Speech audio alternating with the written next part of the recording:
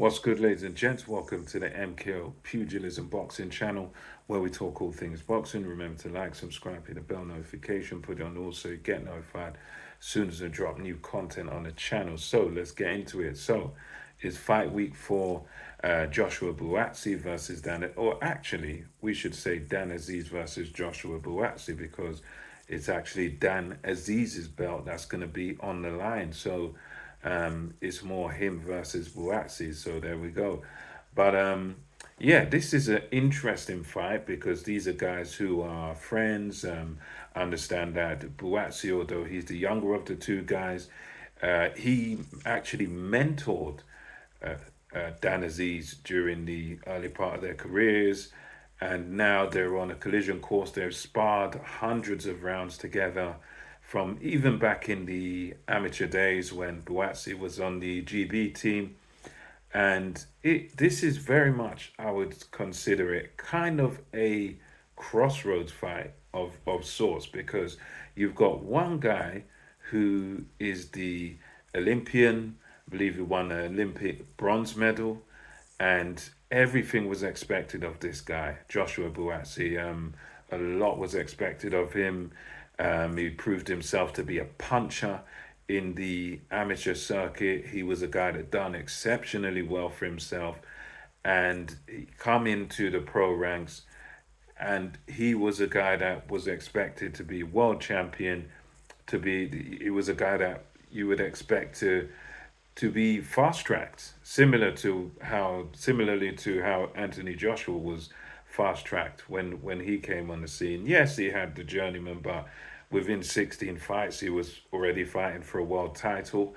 And Joshua Buatsi was under his banner, under the 258 management, I believe, under Anthony Joshua's, and also under the promotional powerhouse of Matchroom. So he came into the game with a lot of promise.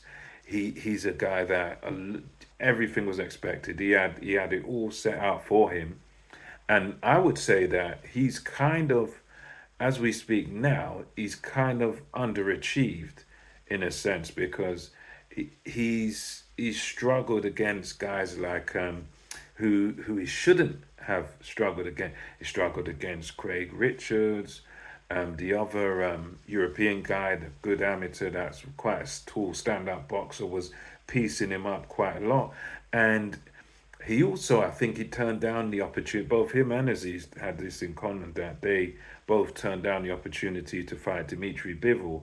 So for Buatsi, he's the type of guy that you'd expect by now to be further along. You'd expect by now him to be, if the amateur promise was was worth its salt, then you would expect that at this point when he's in his sort of early 30s, you'd expect him to be up there, uh, competing against guys like Bivol, Beterbiev, that sort of, you'd expect him to be in the mix with those guys now. You'd expect him to have probably fought one of those guys, beaten one of those guys. If the trajectory that everybody thought and everybody believed in when you come out of the Olympics, because guys like Bivol, Beterbiev, they're also guys that have been in it, they're also Olympians too. So you'd expect Buatsi to be on that sort of level. But now the way he's fighting, he's at kind of a level below. And then you got Aziz on the other hand. He done it the difficult way. Didn't have the Olympic pedigree, but he done the right thing, which I like to see. Area title, English, British, European, and now here we are. He's gone right through the ringer. All those steps that we used to see British fighters taking, he's taken them. It's very much the old school traditional route, and he's done all those steps. Area, British, English, and he's remained undefeated to his credit. So you've got two different paths. You've got one guy that's had the Olympic promise and has not reached that level yet, has not really reached that elite status yet. So he's kind of underachieved. And then you've got another guy behind him who's done everything the traditional route. And then perhaps he's at that stage where we're looking at, well, is he ready for world title level? Is he ready for those elite guys or not? So and they've both got that history of sparring together. So for me personally, I think this fight is going to be a very close fight. I think it's going to be very much nip and tuck because although you could say that Buatsi is the superior technician, he does the fundamentals and the basics better. One thing I'll say about him is his defense is not perfect. His defense is not perfect. He can have a leaky defense. Guys like Rich Spider Richards, who is a different type of fighter. He's taller and longer and uses his length very well. He's a good boxer. So, but guys like that have exposed the kind of holes in the defense of Joshua Buatsi. So Joshua Buatsi is far from the finished article. So he can be hit, he can be clipped, and he can be hurt. So I think it's going to be a close fight. It's going to be a back and forth. And Dan Azeez, if I've got this right, is going to be right up in his face. He's going to be putting the pressure on Joshua Buatsi from the word go. And I think that is going to turn this fight into a war where they're going to go back and forth. And I just think that Joshua Buatsi, in the end, is going to come out on top. I think he's going to win this fight by points. For me, I think this is going to be one of those where Joshua Buatsi is going to win this on points, where he's going to just be able to grit it out in those championship rounds and do just enough to win. I think this is one of those fights where it's very difficult because I think of the two, Dan Azeez probably does the distance a bit better. I think Dan Azeez, of the two, he may even have the better stamina. I think he probably does have the better stamina. So for me, I'm thinking that he Joshua Buatsi is gonna kind of show a little bit of improvement and show himself to be a little bit of a level above Dan Azeez at this point. I think he's going to show us a few things that he may not have shown before. I think for me, with Buatsi, I think this is one of those fights where he's going to sort of rise up in levels where his performance is going to elevate and is going to really improve to the point where he's going to just separate himself in those championship rounds and just win the fight by a very small margin of maybe a couple of rounds on the scorecards. And that's what I think of this one overall. And again, it's one of those fights where I wouldn't be surprised if I got it wrong, And when I say Joshua Buatsi, it is literally by the slightest of margins.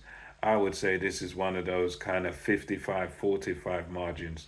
So I'm only edging it to Joshua Buatsi, but as I say, I would not be surprised if Dan Azeez got this and if he won the fight and if he came of age and if he boxed out of his skin and he came on and he beat Joshua Buatsi. He and Buddy McGirt came with a brilliant game plan because, as much as I do pick Joshua Buatsi, I think he's got great trainer in Hunter, Virgil Hunter, but I think sometimes they're trying to turn him too much into a boxer where he's trying to be too technical.